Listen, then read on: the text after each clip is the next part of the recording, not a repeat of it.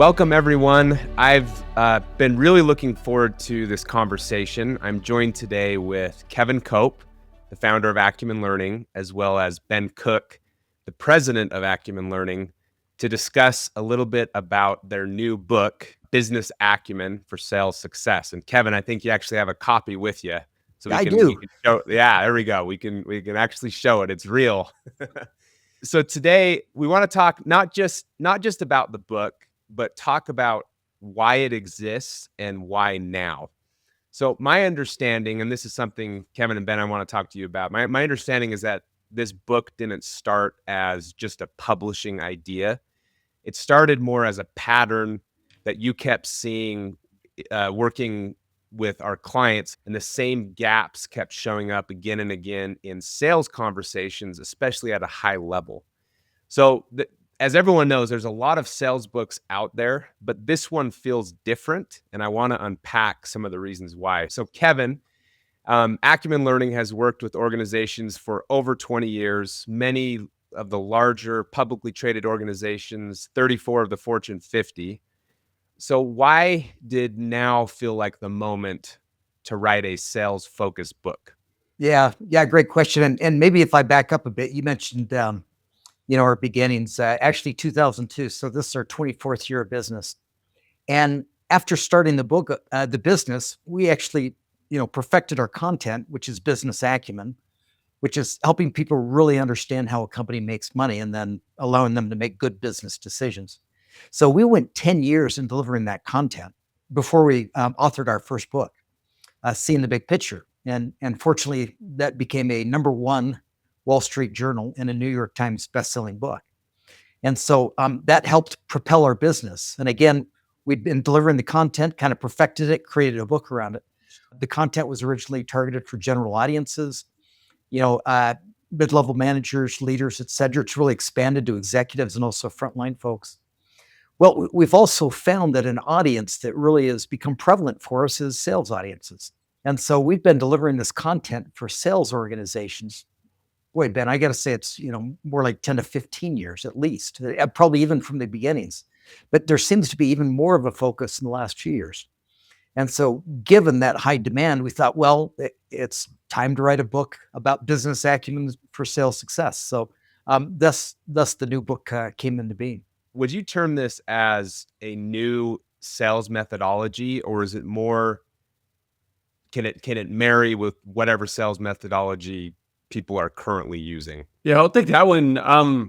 It isn't really. There's some great methodologies that really guide and shape the sales conversations that are out there, which we think are fantastic. Each one of those give this real encouragement in their approach that says, understand the customer. And that's about the extent with which make sure you understand the customer strategies and priorities. But they really largely leave it there. What our real vision here is, what does that really mean?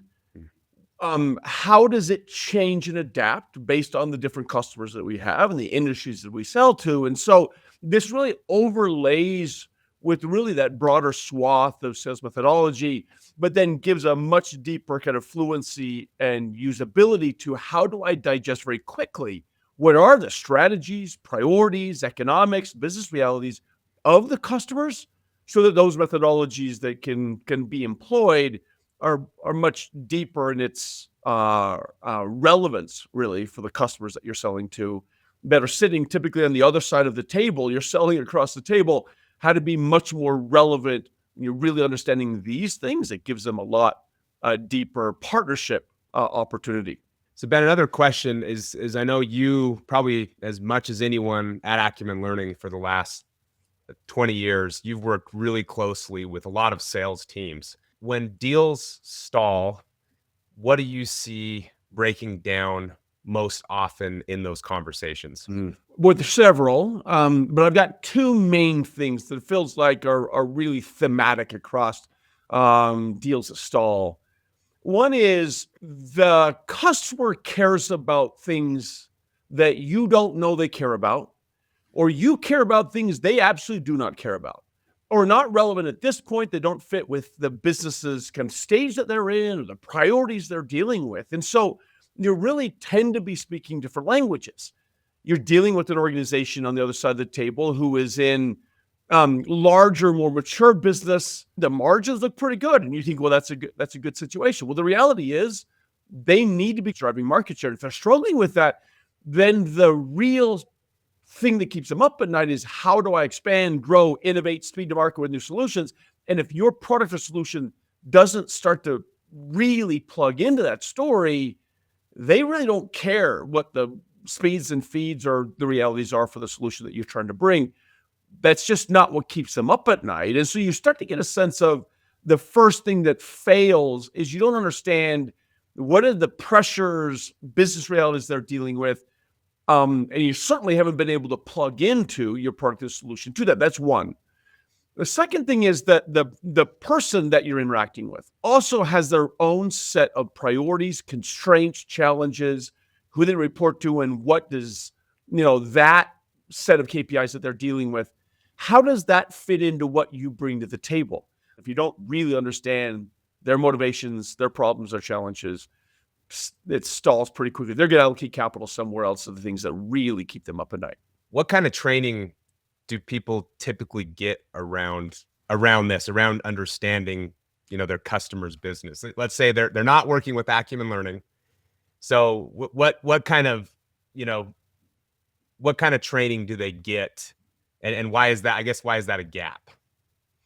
It's a good question. For the most part, right, if you're early in your sales career, typically pretty good at the product and solution, pretty good at knowing how to build relationship with the other side of the table, and then start to build competencies around how do I solution and negotiate. What virtually none of them actually really cover is, if you pulled the financials and the publicly traded kind of available information of the customer you're going into, within 3 minutes, you tell me how they're doing. Tell me their challenges. What is likely the next 12 to 18 months look like for them? And what do you think their most highest priority is? When we go in and we start to really roll up our sleeves with real customers of theirs, and they get to actually look at this, this is typically the first time they've been able to make real meaning from that data, because they haven't been trained there. Solution, product, and maybe profiles of who I sell to and how I position is largely where the training is happening. Got it. It makes sense. So Kevin, let me ask you a tough question. If you had to summarize kind of the core idea of this book, I won't say in one sentence, but if you had to summarize the core idea, what would it be? What's kind of the big takeaway you'd hope people would have if they read this book? For me, it's that when people have business acumen and really understand the business of their client, their challenges, their opportunities, their objectives, that allows you as a salesperson then to shift your focus from being on my product and what it can do to, well, here's how we can help you solve your business challenges. So for me, that's kind of in a nutshell what it is. It really shifts the focus from me and my product and service to how can I help you, achieve business results. Yeah. So it seems maybe deceptively simple, but maybe kind of reframes how sellers should think about their role. Yeah. Yeah. The concept isn't rocket science. Yeah. But the mind shift, it can be a challenge for some, because I think people, Ben was describing, first of all, they need to understand their product, their differentiation. I think salespeople can become pretty adept at that. They're pretty comfortable in that space. It's a space they know really well. And as soon as it kind of gets outside of that to, well, tell me about your business and challenges, I think the fear factor goes up quite a bit, because what if I have no idea what they're talking about? What if I have no idea about how my product can help them grow revenues and reduce costs? And so I think that the concept is easy, but shifting, one's mindset, is important to take place, and in some cases can take a little nudging. Sure. And so the book is anchored around the 5 business drivers, which is the core of kind of Acumen Learning's training for the last 20 plus years. So maybe for someone, maybe especially in sales, that might be listening or hearing this for the first time, what are those 5 business drivers? And again, we we could literally go for days on each of them, but maybe just for someone. And we do. Yeah, I know. We do, and it's awesome. But maybe just that for a high level overview of someone in sales was listening to this, or a sales leader say, "Oh, this is exactly what my sales team needs. This Yeah. is what they need on the team." So help me understand how can they better understand business acumen? Like maybe talk about the core drivers. Yeah. Well, if you will, kind of picture a diamond shape, like this. The top point and the first driver is cash. If you move down to the second point on the right-hand side is profit, and then the bottom point of that diamond is assets. So cash, profit, and assets. Now, the reason we know those three business drivers are important in any organization, whether you're publicly traded or privately held, is they simply reflect the three financial statements that companies use to manage their business, to report their results, to calculate taxes. Those three statements are the statement of cash flows, thus cash, the profit and loss statement, therefore profit, and then the balance sheet, which lists assets, liabilities, and net assets. So that's why cash, profit, and assets are critical to any organization. Matter of fact, if it's a publicly traded client, listen to their earnings call, and you'll hear the CEO and the CFO talking about cash performance, talking about their profitability, their profit margins. They'll also talk about their financial strength. How much debt do we have? What's our debt coverage, et cetera. And so that's why cash, profit, and assets are inherently important to businesses, to executives, and likely a senior person sitting across the table from you. The fourth business driver is growth. So if you're looking at that left point on the diamond, and growth for most companies usually refers to revenue growth, sales growth, synonymous, and profit growth. And so growth, especially for publicly traded companies, becomes a huge driver because if a company is growing and it's growing profitably, that will drive the value of the business. Even most privately held companies recognize the importance of growing profitably and sustainably over time is important because that allows you to invest more back in the business, allows you to give your employees cost of living increases. It shows your value in the industry, signals to customers that you've got a viable product that's creating a benefit in the marketplace. So that's the first four drivers: cash, profit, assets, and growth. And right in the middle of that diamond is people. And people refers to employees as well as customers. So if you look at it holistically, when employees are understanding and even meeting, anticipating the needs of customers, that drives cash, profit, assets, and growth. And with that framework, then they can go assess their clients' performance around those five business drivers. And then that gives them a sense of where are their gaps, where's the client struggling? What are their objectives? What's the executive talking about most important for the organization to accomplish this next year? Then that allows them, with that understanding, that framework, to position the product and service that they have to help them meet business needs, but also to drive business results based on what's most important to that client. Have you ever had moments where people have had like an aha, or it's like, oh, I actually can understand my customer better. I can actually go to the meeting armed with something real that could actually help that person. I'm just, over your years of experience teaching, what are those reactions like as sellers actually dive into this and understand it and apply it to the customers they're selling to? One of the things that ends up being very helpful if we build off of that 5-driver model is that if you think about these five as kind of like, for your customers, these 5 plates and these 5 sticks. And so you have to say the CEO, CFO, the executive team are thinking about all 5, and you're that spinning of the plate, right? You spin the stick, you spin the plate. And oftentimes, if you're listening through the lens of the customer of yours and you see M&A, product launches, consolidation, expansion into geographies, all that kind of language, you can see in essence, in your mind's eye, the CEO and CFO spinning up the growth plate. The challenge with that, and this is what business acumen developing it certainly from a sales perspective, is the spinning up the growth plate. For most people are like, well, that's great, that's awesome. But the reality is when you look down and you look at the profit plate typically, or the cash plate, it starts to be wobbling, right? They use the cash to make the acquisition. Now you've got a bunch of other costs that they're incorporating from the acquisition. And so now the profit in the cash plate starts to wobble.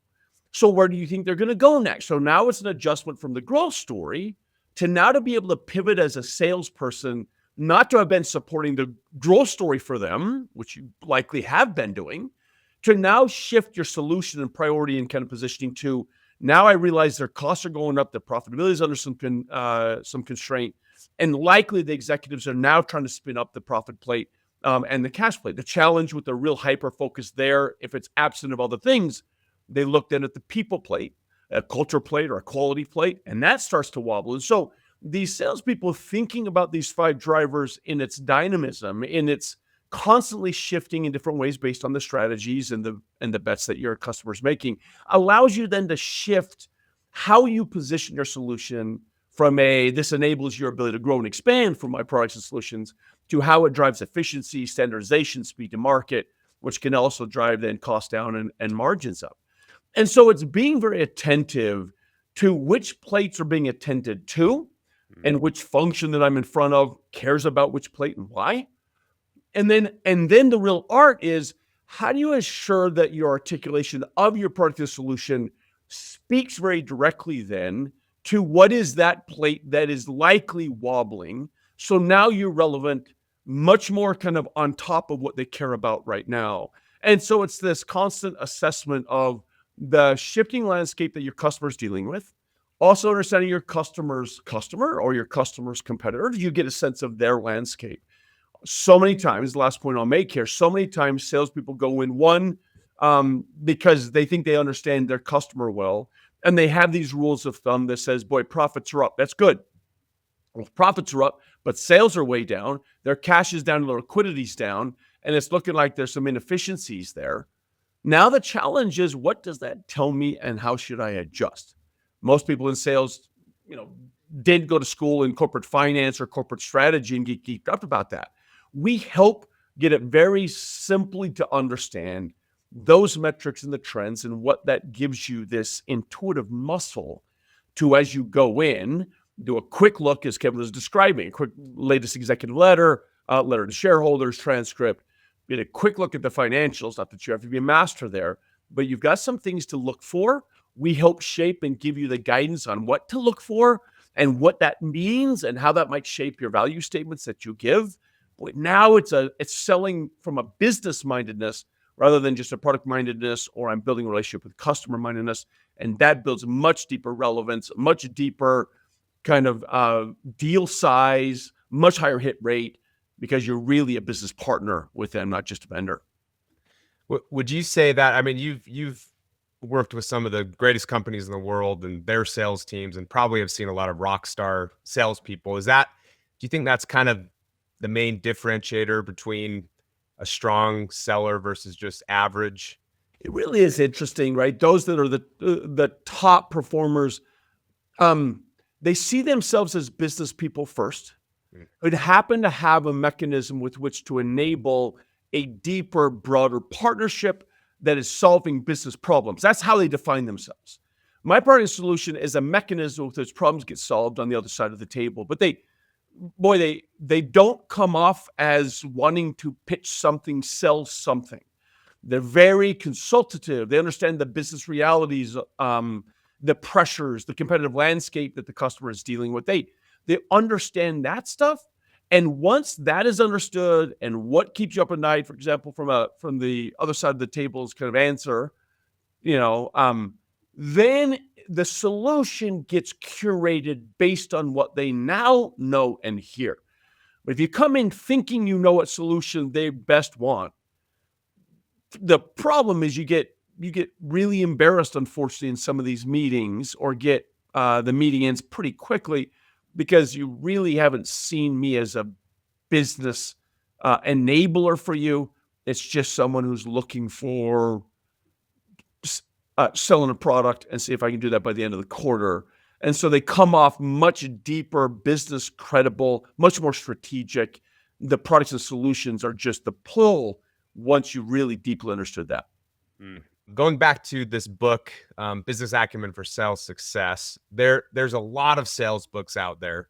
I looked at some stats the other day of how many are coming out every year, not just business books, but sales books specifically.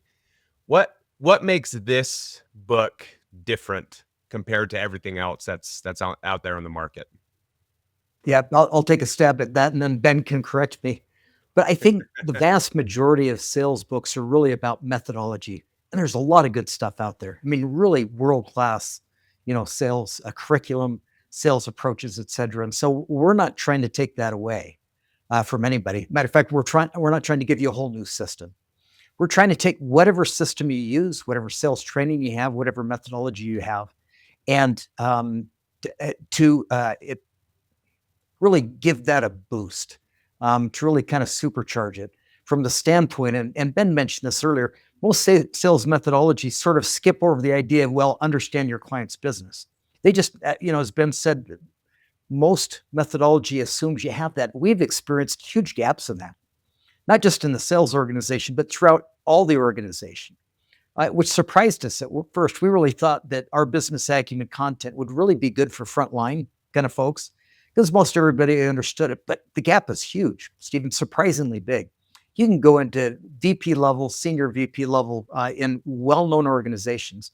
And while people are really good at their role and their function, they know it well, they're really expertise, they really kind of miss this big picture sense of how their company makes money.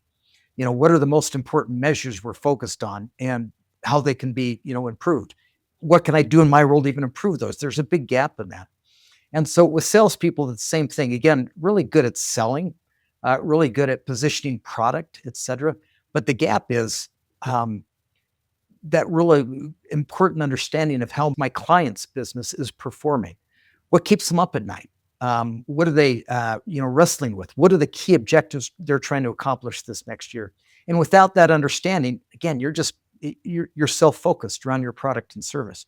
With business acumen and a business acumen understanding of your client, you really shift to, boy, here's you and I, we're business partners trying to figure out how to help you solve your business challenges. Here's how I think we could help. Here's how I think our product and service could help you, improve your cost savings and, inventory, for example. And so I think that's the big shift that takes place. And again, we're not trying to replace the great methodology out there, the great books that are out there. We think we're just bringing something that can really partner with, support, and really enhance the methodology people are currently using. Well, one thing I would add to that, I love the way Kevin had framed that, is at the same time, a real guiding principle for us in this book was, how do we make it really accessible, but really usable? We actually wrote it with the mindset of it having a bit of a field guide, field manual, right, in the flow of work kind of designed for it. And so not only those 5 drivers are going to be a part of it, but we've got these additional then tools and resources for them to reflect very specifically on my next meeting or the customer I'm, interacting with. And so there are tools there that quickly give you access to any number of 20, 25 different industries. How do they tend to think about these 5 differently? What do their metrics tend to look like in this industry versus this one? As a quick sense of the business environment you're going into to interact with. The same time gives you a good sense of how different functions or stakeholders that you're going to be interacting with, how do they tend to think differently around these 5 drivers given the function they're in, and what are they typically motivated or incented by? If you've got 10 minutes to prep for your next customer call, this field guide book is really a way to think through these multiple lenses, what's in the mind of the person on the other side of the table, how is that shaped by the industry they're in, the company's strategies and priorities, and the economic trends they're dealing with. It doesn't take an MBA to be able to do something like that within 15 minutes to understand your customer, and we see it every day. So that's where we really feel like this is one of those other areas of real differentiation, very usable, very applicable to the customer, really in the flow of work. Let's say a sales leader was listening to this. So someone that either managed a sales team or entire sales organization. If they picked this book up, how could they use it? Stephen, I'd suggest 3 things. First, take the book and encourage your team to read it, and then have discussions around it. My sense is take about 10 to 15 minutes in your regular, sales meeting, staff meeting, and just take a concept and speak to a concept. And so don't try and plan 2 or 3 hours. Let's sit down and really dive into the book. I usually find that if you can get 10 to 15 minutes in a staff meeting, to talk about a key idea. For example, why is growth so important to a business? Why is it so important to the clients that we sell into?